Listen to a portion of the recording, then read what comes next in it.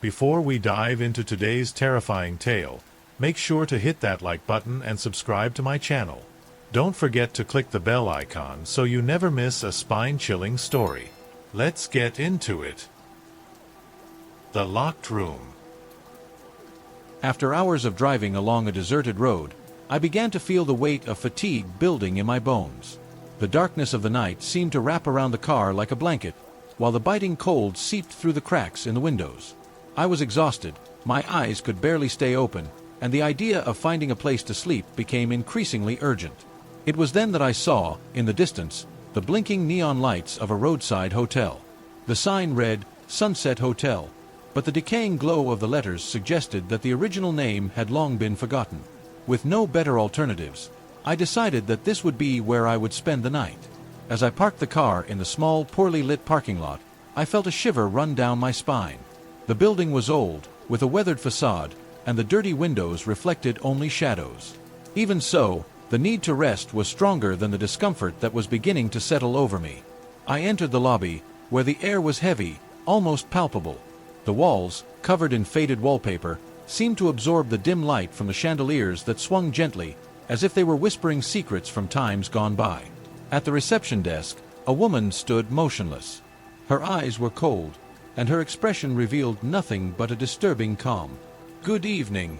I would like a room for tonight," I said, trying to sound nonchalant, but something about the way she was watching me made my stomach turn.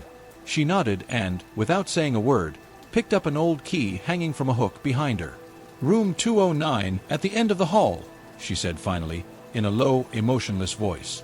I thanked her, although I sensed she hadn't expected it, and headed toward the indicated hallway.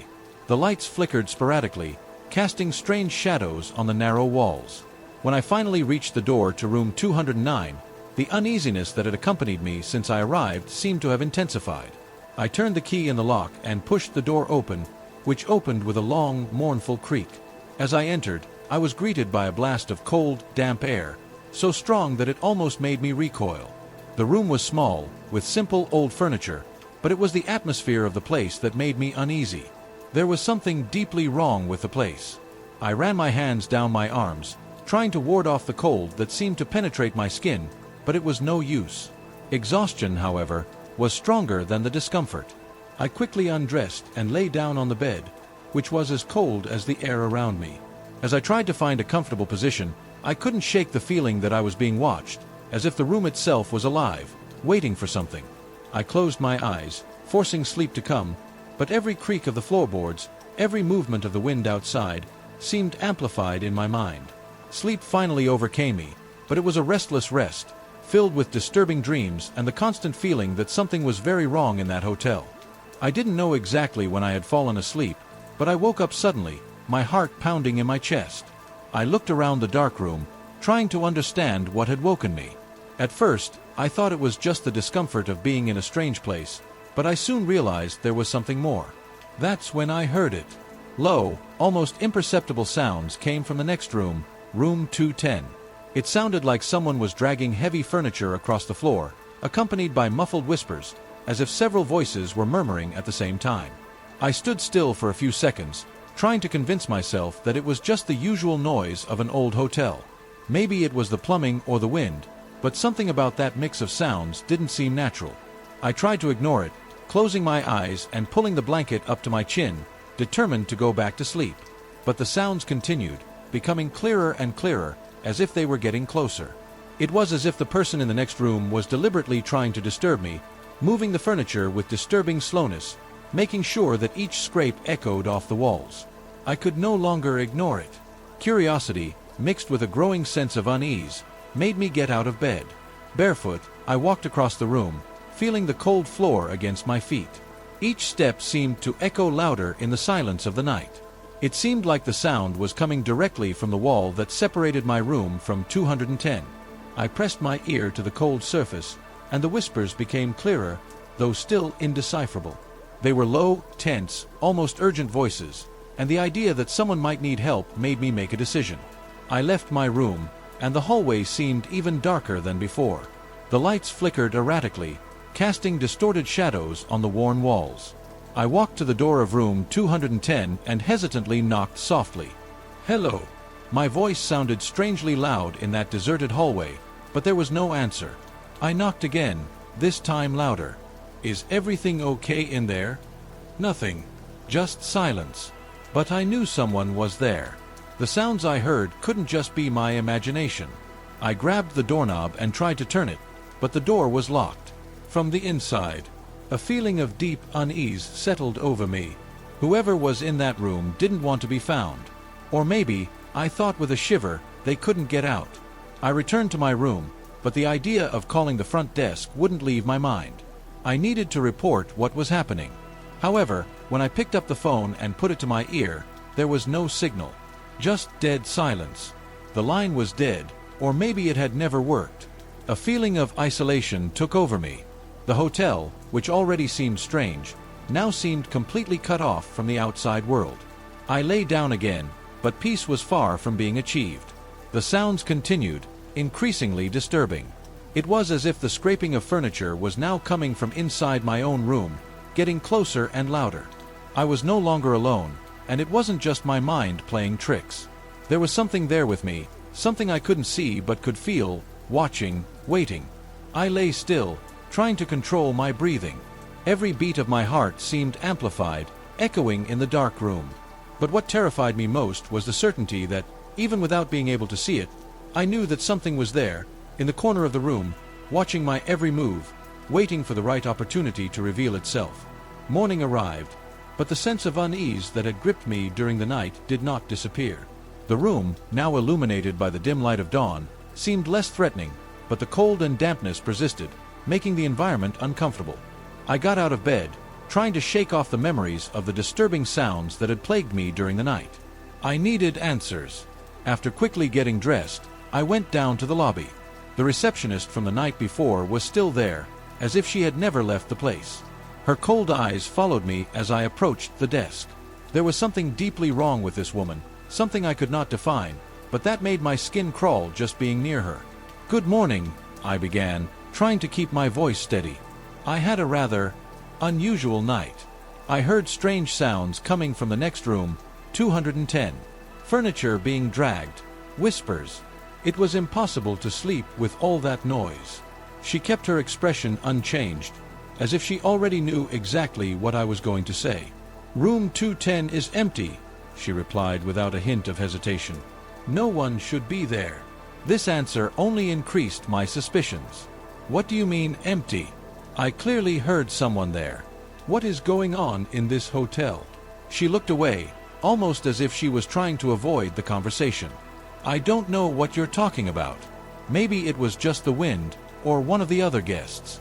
This is an old hotel, sometimes it makes noises." There was something in the way she said it that made me feel like she was hiding something. I decided to press on.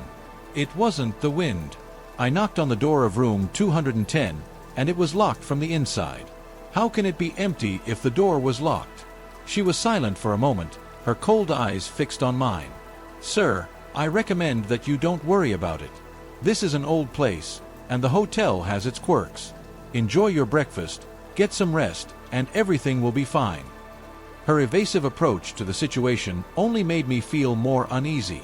Something very strange was going on here, and I wasn't about to ignore it. Back in my room, I wondered what else was going on in this hotel. I decided I needed to explore, to find out for myself what was going on.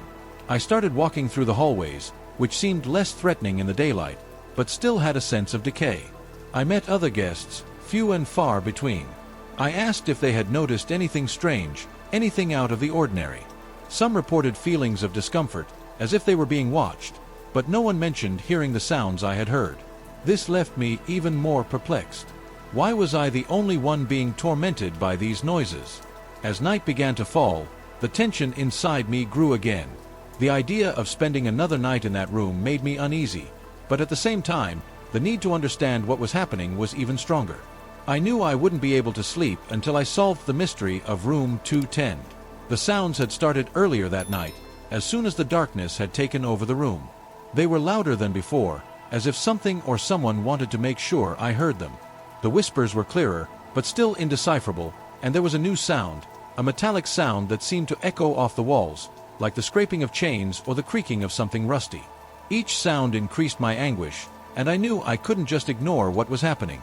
I decided I had to act, to find out whatever it was, even if it meant breaking the hotel rules. With a deep breath, I got out of bed, determined. I was going to find out what was happening in room 210, and nothing was going to stop me. Night had fallen, and the hotel seemed more sinister than ever. Every shadow in the hallways seemed to stretch longer than usual, and the silence was almost palpable, interrupted only by the muffled sounds coming from room 210. I knew I couldn't wait any longer. Fear and curiosity drove me to action.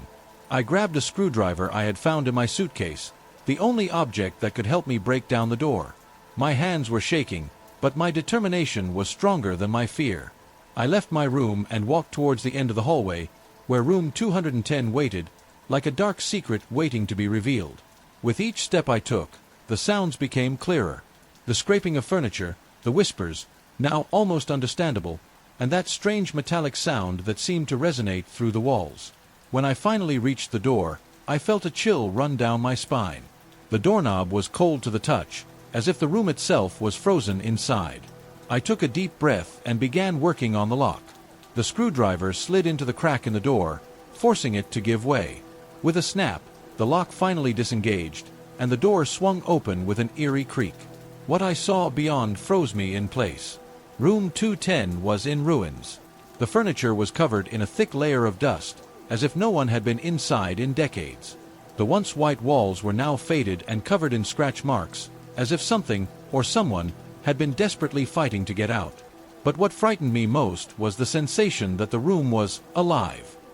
The air was so cold that my breath came out in clouds before me. The shadows on the walls seemed to move, distorting into shapes that defied logic. I could feel the weight of something invisible watching me, a presence that could not be ignored. My heart was beating so fast that I could barely hear myself think. Still, I pressed on, drawn by something I couldn't explain. Opening a drawer in the nightstand next to the bed, I found an old journal, its pages yellowed and brittle.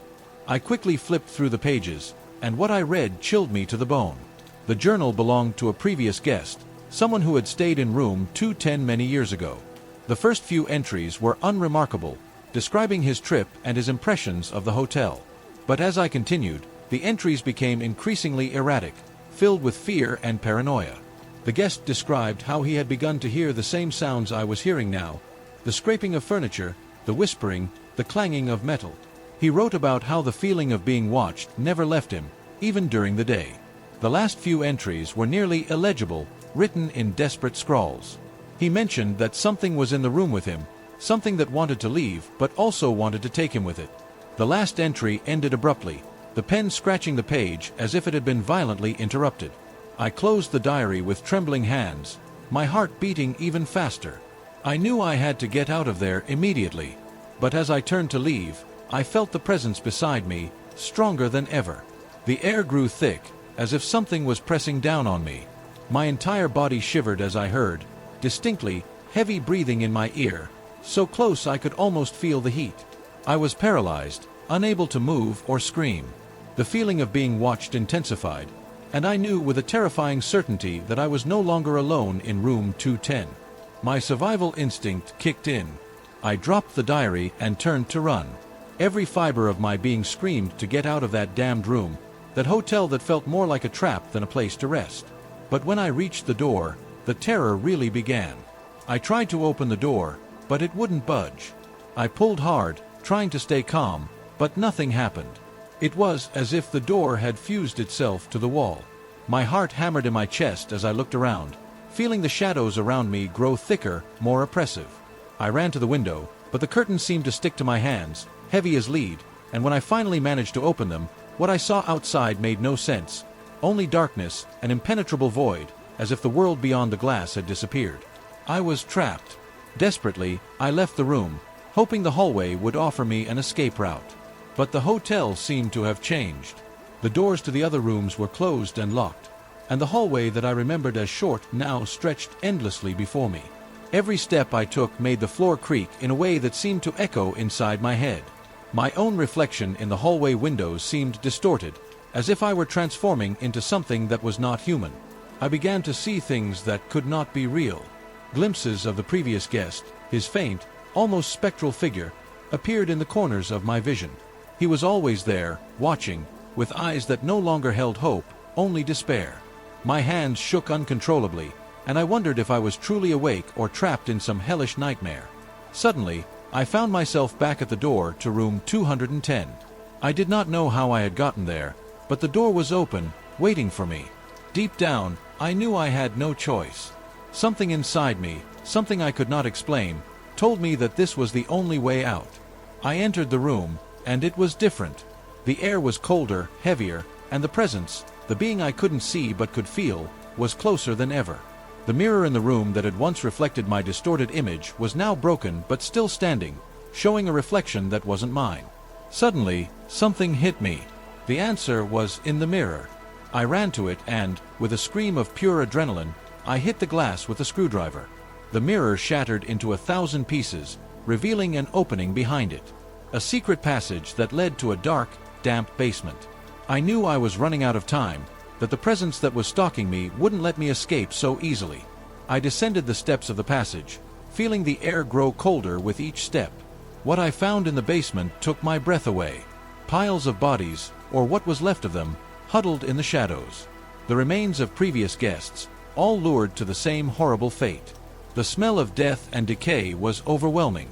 And then I heard that heavy breathing again, but this time it was so close it seemed to be coming from inside my own head. The presence was here.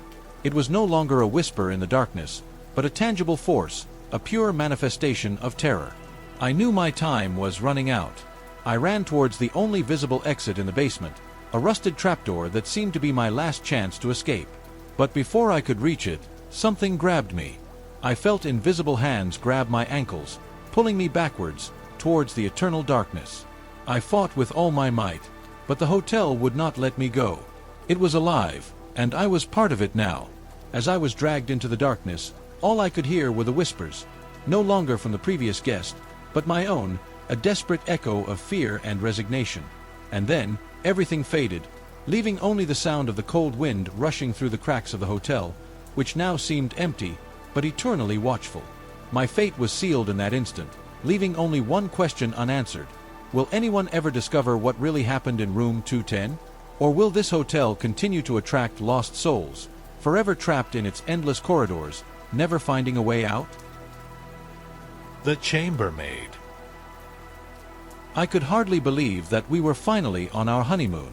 The small, historic town was like something out of a fairy tale, with its cobblestone streets, ancient buildings, and the peaceful atmosphere that only places like this can offer. When we pulled up in front of the hotel, I felt a twinge of excitement. The Victorian structure was imposing, with its detailed facade, tall windows, and wraparound porch. It felt like a place where time had stood still, yet retained its charm and elegance. We walked into the lobby and were immediately enveloped by a welcoming feeling. The smell of polished wood and fresh flowers filled the air, and a log fire crackled in the corner, spreading a pleasant warmth. We were greeted with warm smiles by a woman at the front desk who seemed as old as the hotel itself, but with a vibrant and friendly energy. She welcomed us and asked us a few trivial questions as she prepared our key. Everything seemed perfect until she suddenly mentioned something curious. I hope you enjoy your stay, but please know that the hotel has its own history. Some legends actually, the receptionist said, her gaze concealing more than it revealed. I felt a chill run down my spine, but quickly suppressed it, thinking that perhaps she was simply trying to add to the charm of the place. After all, every old hotel has its stories, right? We picked up the key and went up to our room, number 207. When we entered, the space was exactly as we had expected. Charming, with a 4-poster bed, period furniture, and a window that overlooked the city's central square. We were still unpacking when the door suddenly opened without warning. A chambermaid came in, carrying fresh towels. She was an ordinary-looking woman in a simple uniform, but something about her didn't seem right. Her movements were automatic, almost robotic, and her eyes seemed distant, as if she were trapped in another world. Without saying a word, she began tidying the room, straightening objects that weren't even out of place. My wife and I exchanged a confused look, but we waited for her to finish, not wanting to seem rude. Then she stopped suddenly and turned to us. "Be careful with the knights here," she muttered. as if talking to herself. "There are rules that need to be followed." "Excuse me, what do you mean by that?" I asked, trying to sound casual, but my heart was already beating faster. She looked at us for a brief second, as if realizing we were there for the first time, and then, before we could ask her anything else, she turned and left, closing the door behind her. I ran to the door, but when I opened it, she had already disappeared down the hallway. I stood there, confused, trying to understand what had just happened. "What was that?" my wife asked, her voice a mix of incredulity and a hint of fear. "I don't know. Maybe she's new here or she mistook us for someone else," I replied, trying to ignore the discomfort that was starting to set in. We decided to let it go and continue enjoying our first night as a couple. After all, we were in a beautiful place and we didn't want a strange maid to ruin our moment. But that vague warning and the way it disappeared so quickly continued to haunt me, a subtle shadow hanging over the lovely hotel we had chosen to start our life together. We woke up early the next morning, eager to explore the historic city and enjoy our time together. However, the uneasiness of the previous night still lingered over me, and I couldn't forget the strange maid who had shown up unannounced. We decided to speak to the hotel manager about her before we left. "Good morning," we began, trying to sound casual as we chatted with the manager, a middle-aged man with a friendly smile and a watchful gaze. "There was a maid who came into our room last night to tidy up the place. She seemed a little distracted and made some strange comments. We thought we should mention her, since we haven't seen her since." The manager frowned in confusion. "I'm not aware of any maid who fits the description you gave. Our staff is quite experienced and reliable. Maybe it was just a misunderstanding." There was something in his tone that made my stomach turn. There was a sense of disdain in the way he handled the subject, and the way he avoided looking at us as he spoke only heightened the feeling that something was being hidden. We didn't want to seem paranoid, so we simply thanked him and left to explore the hotel. As we wandered through the hotel's labyrinthine hallways throughout the day, we noticed a growing sense of unease. While the hotel had a charming Victorian charm, some areas were so dusty and covered in cobwebs that it looked as if no one had touched them in decades. The silence was almost deafening, and the air seemed to carry an invisible weight that made everything a little heavier. "Well, this is a bit strange, isn't it?" my wife commented as she peered into a closed room with a sign that said, "Storage area." "Looks like no one's touched this in a while." I nodded, feeling a chill. In an attempt to better understand what was going on, we decided to talk to some of the older employees we passed along the hallways. After a few discreet questions, we got a clue that made us even more uneasy. "You know, there's an old story about a chambermaid who worked here many years ago," one of the staff members said. "She died tragically, under mysterious circumstances. I've heard that sometimes you can still feel her presence haunting the hotel." My heart sank. The description of the chambermaid who had met us last night matched that of the woman mentioned. Our faces probably showed the shock we felt, because the clerk looked at us with a look of grief. "The story is that she was found dead in her room," he continued, looking down. "No one knows for sure what happened, but some believe she never left the hotel." With our minds unsettled, we returned to our room. Night was beginning to fall, and as darkness spread throughout the room, we began to notice strange phenomena. The air in the room seemed to grow colder, and we heard unexplained noises that seemed to be coming from the walls. The shadows in the corners of the room began to seem more unsettling, moving erratically as if they had a life of their own. "Do you hear that too?" my wife asked, her voice shaking. "I feel like something is watching us." We tried to ignore the sounds and go about our night, but the unease was becoming unbearable. The growing fear was palpable, and every noise seemed to carry a dark warning. Nerves on edge, we tried to find a rational explanation for what we were experiencing, but we knew that something much more sinister was lurking. The feeling of being watched was not just an impression, it was a real feeling that made my blood run cold. When we finally tried to sleep, the tension in the air felt almost unbearable, as if the hotel itself was forcing us to confront something we would rather not have discovered. Determined to better understand what was going on, we decided to delve into the hotel's history. We began our investigation at the city's historical archive, an old building that seemed as out of time as the hotel itself. We spoke with the archive staff, who gave us access to old records and news stories from decades past. The research was exhausting but essential. While we spent hours sifting through documents, we came across a dusty file that contained a news story about the death of a chambermaid. Her name was Clara Thompson, and the story we read was dark and disturbing. According to the records, Clara died under mysterious circumstances more than 50 years ago. The descriptions were vague, but there were mentions of a fatal accident at the hotel, and some details indicated that the case was never fully solved. We spoke to a few locals, hoping to learn more. We were greeted with nervous smiles and looks of sympathy. Many said that Clara was a dear woman, but most were willing to avoid the topic of her death. Some said her voice could be heard whispering through the hotel corridors at night. Others believed she was a guardian of sorts, protecting guests, but there were also dark rumors that her presence was a warning of something much more sinister. "She never left the hotel," an elderly woman told us in a low, trembling voice. "Some believe she is still here, trying to finish what she started. Others think she is trapped, doomed to wander the halls forever." As night fell and we returned to the hotel, a sense of unease took hold of us. We decided to stay another night, despite our growing fear.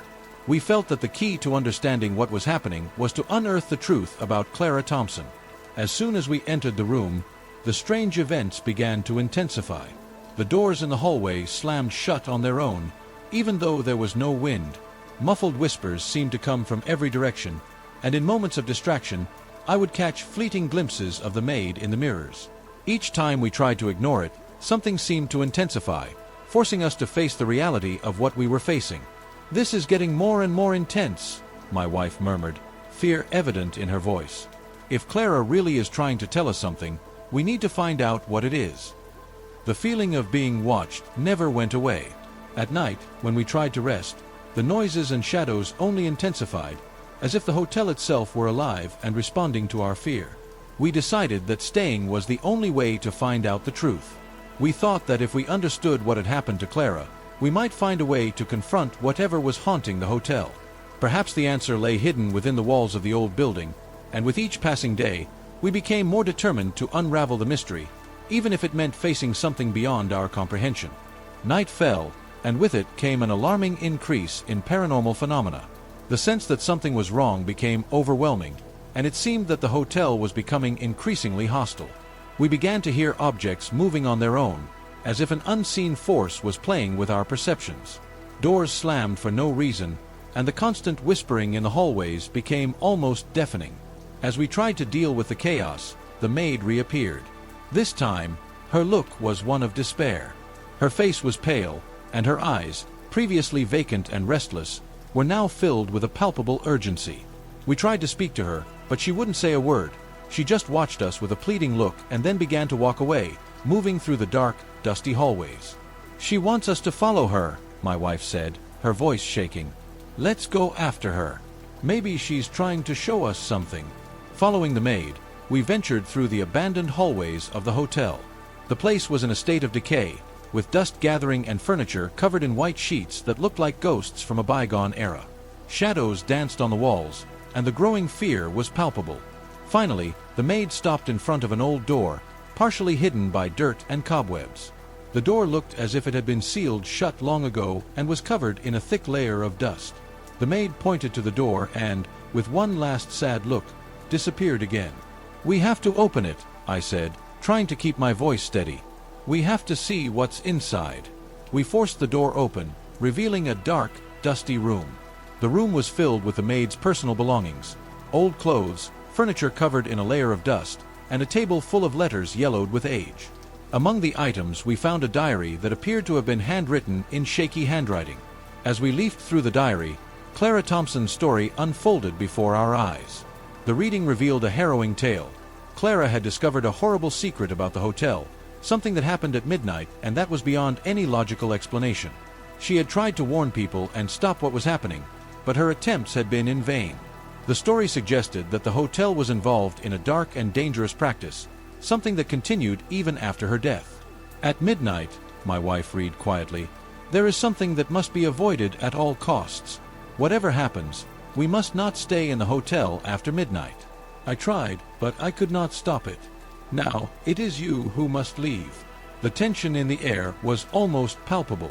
The chambermaid was trying to warn us of something that was about to happen, something that she herself had been unable to prevent. Fear and urgency grew as we prepared to face whatever was waiting in the darkness. "We have to get out of here," I said, my voice breaking. "If the diary is right, the night is going to be more terrible than we can imagine." That night was just beginning, and whatever the hotel was hiding was about to reveal itself. With Clara's warning in mind, we tried to prepare ourselves to face whatever was lurking in the shadows of the old hotel. The clock on the old reception desk read 11:45 when the tension began to become unbearable. The night was dark and silent, but fear hung in the air like a thick cloud. My eyes were fixed on the small, dingy window of the room, watching the imminent advance of midnight. We knew we had to decide quickly: follow the maid's warnings or face whatever was waiting for us. "We will follow the instructions in the diary," my wife said, trying to remain calm. "She made a sacrifice to warn us. We must listen." I nodded, feeling a crushing weight on my chest. We prepared to leave the room, but the atmosphere was different, as if the hotel was preparing to prevent us from leaving. As soon as we tried to open the door, an invisible force seemed to push it back, and the room began to transform into an even more oppressive nightmare. The walls seemed to pulse, and a sense of despair took over us. Suddenly, the maid appeared again, her face contorted in agony. She seemed to be fighting something invisible, and dark shadows began to form around her. "Follow the exit. Don't look back," she shouted, her voice distorted by fear and pain. With our hearts pounding, we followed her advice. The maid turned to face the evil force that was trying to stop us, and the confrontation seemed almost palpable, with screams and whispers mixing in a terrifying chaos. The atmosphere around us was charged with a dark energy, and we felt as if we were being pulled back to the center of the hotel.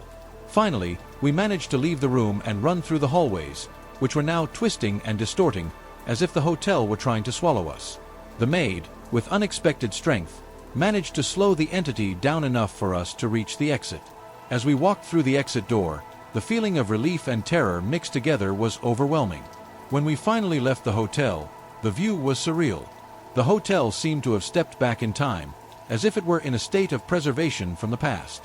The lights were on, and the building looked immaculately clean, as if it had never been haunted. Time seemed to have stretched, and the air was fresher and cleaner than before. Over the next few days, we tried to report what had happened to the authorities, but our words were met with skepticism.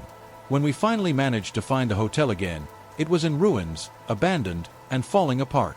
What had once seemed like a historic and picturesque place was now a reminder of a forgotten tragedy. The place was littered with rubble and remnants of a long-buried history. Sitting in the car, looking at the remains of the hotel, we pondered what had really happened. The line between reality and illusion was blurred. We wondered if we had truly escaped or if we were simply destined to flee the evil we had awakened. The feeling that the hotel, or something more sinister, was still watching us never completely left us. The story we lived through has been etched into our memories, and the lingering question is whether we truly escaped the horror or whether it somehow continues to haunt us. The Silent Night. The winding road that led me to this mountain town was the kind of place you only see in movies. Small, secluded, surrounded by dense forests and towering mountains. It was exactly what I needed, a haven of silence and tranquility, away from the hustle and bustle of the city, where I could finally focus and write. When I finally spotted the hotel, my first thought was that it looked like it was from another time. The Victorian architecture, with its pointed turrets and intricately carved balconies, exuded a nostalgic charm. I parked the car and walked toward the entrance, feeling a strange mix of anxiety and relief. The hotel lobby was as quaint as the exterior, with antique furniture and a fireplace crackling softly in the background. The woman at the front desk, an elderly lady with a welcoming smile, greeted me warmly. "Welcome to the Crescent Hotel, sir. I hope you find the peace and inspiration you seek here." I smiled back in thanks. However, as I filled out the check-in forms, I couldn't help but notice something peculiar. The place was incredibly empty.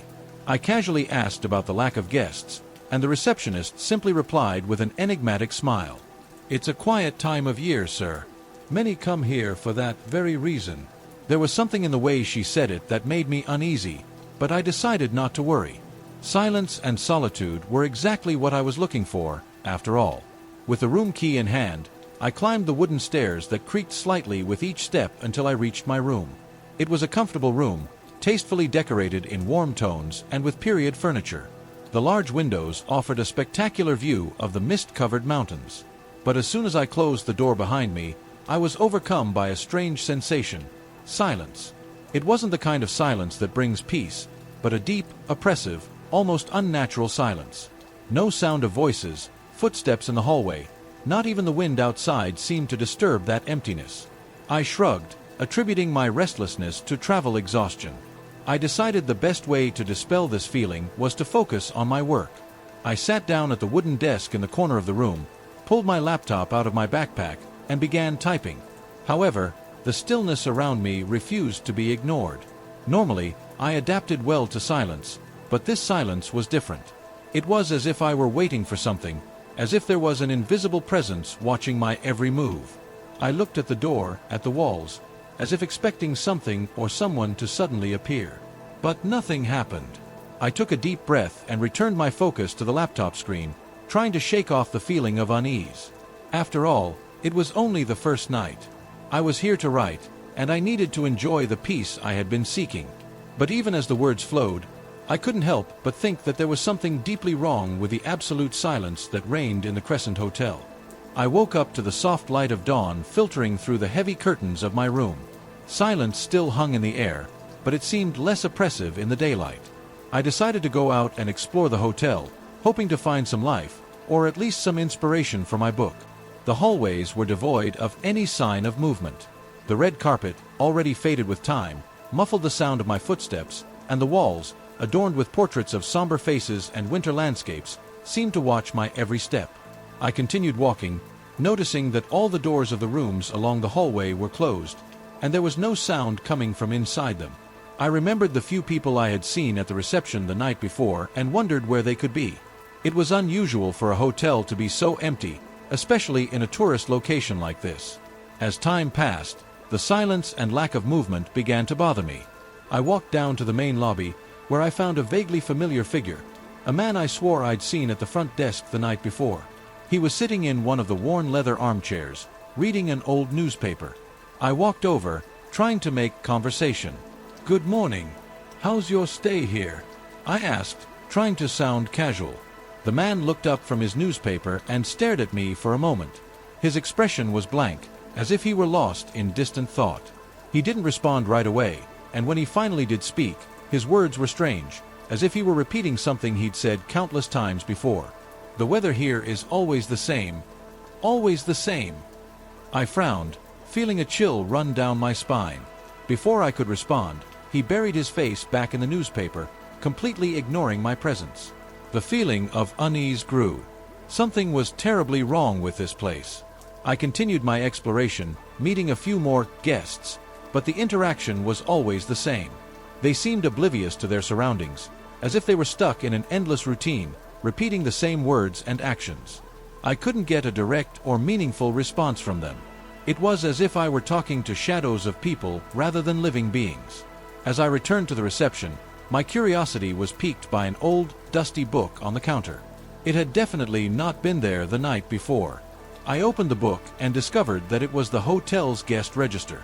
The pages were yellowed and worn, but still legible. I began to leaf through it, noticing names dating back decades. One of the entries caught my eye. A long record of a fateful night when the hotel had been devastated by a fire. The entry was vague on details, but it did mention that many guests had not escaped the flames. The hotel had been closed after the incident and only reopened many years later, after a lengthy restoration. The air around me seemed to freeze as I read those words. The silence around me, which had previously been merely uncomfortable, now seemed deathly. I looked around, feeling as if the weight of the hotel's dark history was about to crush me. The guests I'd seen the night before, who were they really? And why were they all acting so strangely, as if they were trapped in time? I closed the logbook with shaking hands and took a step back, my mind racing with questions and no clear answers. One thing was certain: the Crescent Hotel held terrible secrets, and I was at the center of something very, very wrong. The discovery of the hotel's records left my mind restless and full of unanswered questions. I couldn't concentrate on writing until I understood what was really going on in that place. I decided that I needed to delve deeper into the history of the Crescent Hotel and the mysterious tragedy that still seemed to haunt its halls. After a quick, solitary breakfast in the empty dining room, I grabbed my coat and drove to the center of the small town. The day was gray, with heavy clouds that seemed to reflect the weight I felt on my shoulders. The local library seemed like a good starting point for my investigation. The library was small but welcoming, with shelves crammed with old books that gave off that characteristic scent of aged paper. The librarian, an elderly woman with glasses perched on the tip of her nose, greeted me with a discreet nod. "Good morning," I began, trying to sound casual. "I'm staying at the Crescent Hotel and I'm interested in the history of the place. Do you have any records or articles about it?" When she heard the name of the hotel, her expression changed subtly. A shadow passed over her eyes before she answered in a calm voice. "We have some old records in the local archives section.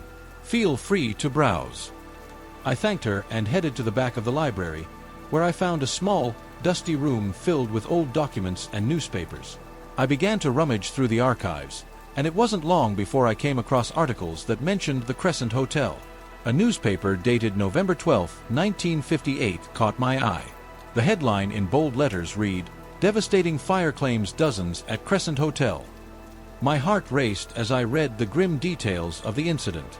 The article described how a sudden fire had engulfed the hotel during the night, catching everyone by surprise. The flames spread quickly, blocking the exits and trapping guests and staff in an inferno of fire and smoke. Many lives were lost that night, and the bodies of some were never found. The hotel remained closed for decades, until it was recently reopened under new management. As I read more accounts and testimonies, a strange realization began to form in my mind. There were mentions of sightings and unexplained events occurring even years after the fire. Some people believed that the souls of those who died that night never left the hotel, doomed to relive their last moments over and over again.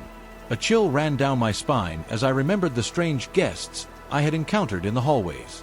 Their mechanical actions, their lack of coherent responses. Could they possibly be spirits trapped in an eternal time loop? I decided to seek more information directly from the locals. I made my way to a nearby cafe, where a few locals were gathering for a late lunch. I approached a middle-aged man sitting alone at a corner table. "Excuse me," I began, sitting down next to him. "I'm researching the fire that happened at the Crescent Hotel a few years ago. Could you tell me anything about it?" He gave me a suspicious look before answering in a low tone. "It's not something we like to talk about around here. That tragedy brought a lot of pain to our city." I pressed a little further, explaining that I was staying there and that I had witnessed strange things. The man sighed, seeming to weigh the decision to share more details. "They say the hotel should have stayed closed. There are stories of people hearing voices, seeing things that shouldn't be there. Some believe that those who died that night are still trapped inside, unable to move on."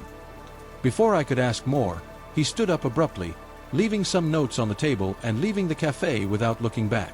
His reaction only served to reinforce my suspicions that something very wrong was happening in that place. The sun was already beginning to set when I returned to the hotel, my heart heavy with the revelations of the day. The lobby was deserted as always, and the silence seemed even deeper now. I walked up the stairs to my room, feeling a growing uneasiness. As night fell, the paranormal phenomena began to intensify. As I sat at my desk trying to gather my thoughts, I heard faint whispers coming from the hallway. I got up and opened the door, but there was no one there. The lights in the hallway flickered briefly before stabilizing again. Back in my room, I felt an invisible presence, as if someone were standing right behind me. The air turned cold, and I could see my own breath misting in front of me. I caught a glimpse of a shadow moving out of the corner of my eye, disappearing before I could focus on it. Fear began to take hold of me, but also a strange determination. I had to understand what was happening and find a way to escape this bizarre situation. As I prepared myself for another long and disturbing night, one thing was certain. The Crescent Hotel held dark secrets, and I was becoming more and more involved in its terrifying past. The silence, which had initially seemed like a blessing for my creativity, now became unbearable. It was as if the very walls of the Crescent Hotel were conspiring against me, suffocating every rational thought with a dense, oppressive stillness. As the clock struck midnight, the atmosphere changed palpably. It had all started with a soft creak in the closet door, something that could have been easily ignored under normal circumstances. But tonight, in this cursed place, Even the slightest noise seemed charged with malign intent. The closet door swung back and forth until, with a deafening crash, it slammed shut. I jumped to my feet, my heart pounding. In the mirror, I saw something that froze my blood. Behind me, a spectral figure, with empty eyes and an expression of pure anguish, watched me from the shadows. When I turned, the figure disappeared, but the intense chill it had brought lingered in the air. Objects in the room began to move of their own accord. The chair I had been sitting in moments before was thrown against the wall with a force that could not be explained by any logic. The table shook, and papers scattered through the air like leaves in the wind. The doors of the room opened and closed of their own accord, as if an invisible force was determined to drive me mad. I could no longer deny that something was terribly wrong in this hotel. But when I tried to leave the room, the door slammed in my face, locked by some force beyond my comprehension. I turned the doorknob desperately, but it would not budge. It was then that I heard the whispers. They came from every direction, incomprehensible words that seemed to echo inside my own head. Each sound was filled with despair and rage, as if the dead were trying to drag me into the abyss with them. Suddenly, an invisible force pushed me to the ground. I felt as if I were being suffocated, as if something evil was trying to extract the very life from within me. I struggled to breathe, to stand up, but the pressure on my chest only increased. My eyes widened in terror as I saw, once again, the same spectral figure hovering over me, now accompanied by several others, all shrouded in a dark mist. In that moment of utter despair, I understood what was happening. These spirits were trapped here, reliving their deaths, trapped in an endless cycle of suffering. But there was something else, something even more sinister. An entity, an evil presence that had caused the fire, still inhabited the hotel, feeding on the fear and pain of those trapped there. I had to get out of there before I became its next victim. Fighting the terror that consumed me, I gathered all my strength and stood up. I ran to the door, and this time, it opened as if something had given up holding it.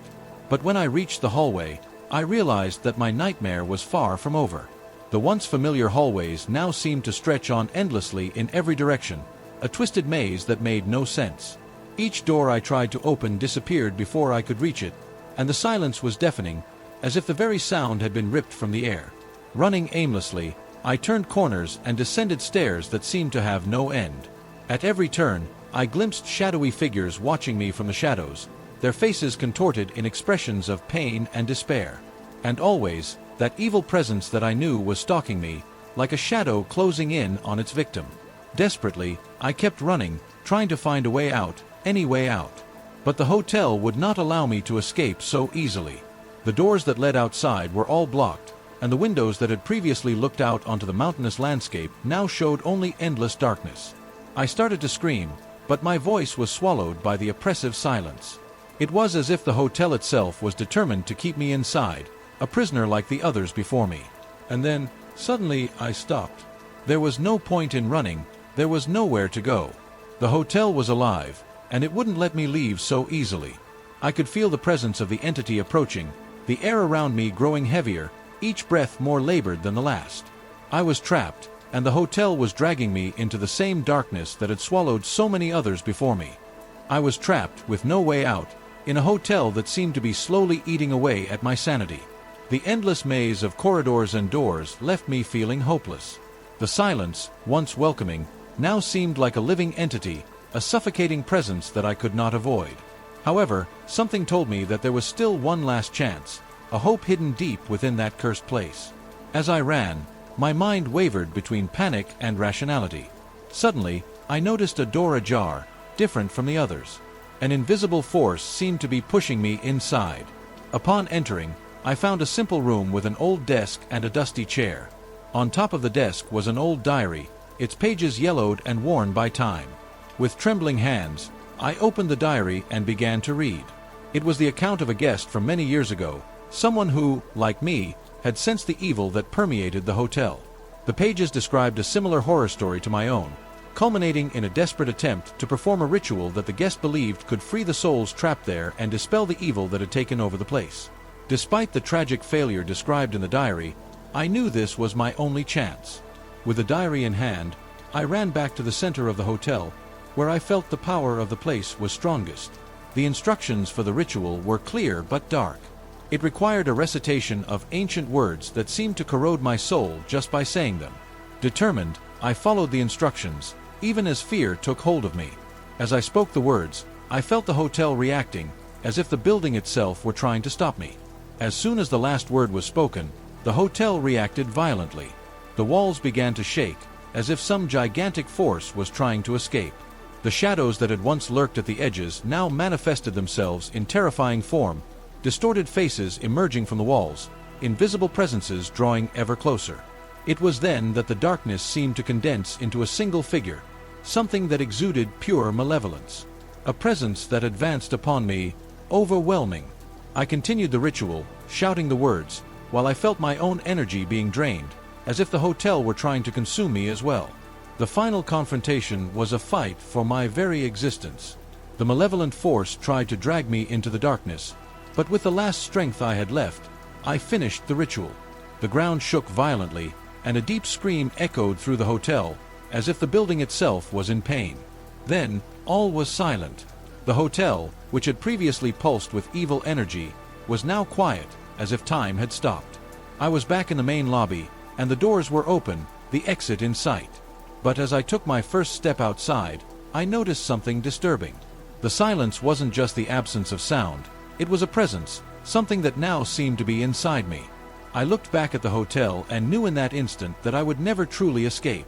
I left the hotel, but it didn't leave me. The silence became my constant companion, an ever-present shadow.